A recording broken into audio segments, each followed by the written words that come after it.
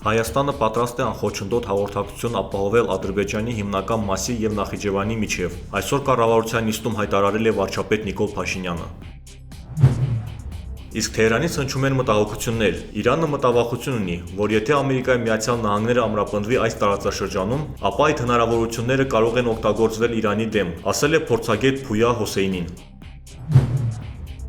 Բաքվից հայտնադարձվել է 4 հայ գերի՝ Գևորգ Սուջյանը, Դավիթ Դավթյանը, Վիգեն Էուժեկչյանը և Վագիվ Խաչատրյանը։ Նույն օրը Երևանը հանձնել է սիրիացի 2 վարձկան ահաբեկիչներին, որոնք մասնակցել էին Արցախի դեմ 2020 թվականի պատերազմին։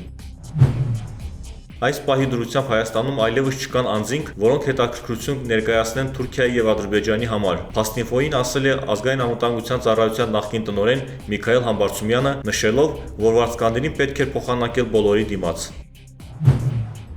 Բաքվից վերադարձած Վագիվ Խաչատրյանը նույն օրը տեղափոխվել է Նորք Մարաշ բժշկական կենտրոն։ 15 տարվա ընթացքում ունեցել է քրոնիկ հիվանդություն, որը հիմա սրվել է։ Այս մասին հայտնել է բժշկական կենտրոնի տնօրենը։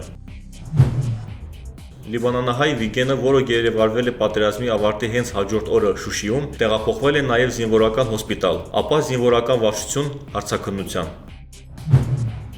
Նոր տվյալներ են ի հայտ գալիս իշխանությունների աստղաբաշխական պարգևների մասին։ Միայն Նիկոլ Փաշինյանին ու փոխվարչապետներին տրվել է 51,6 միլիոն դրամ պարգևավճար։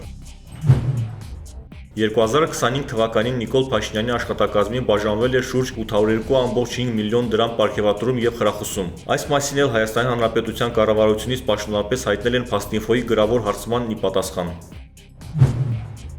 12 զավակ ունեցող ընտանիքին զրկել են ամսական տրվող 250,000 դրամ աջակցությունից։ Այս մասին հայտնել է ընտանիքի հայրը։ Երեխաների անունները դրել են պատերազմում զոհված ընկերների անուններով։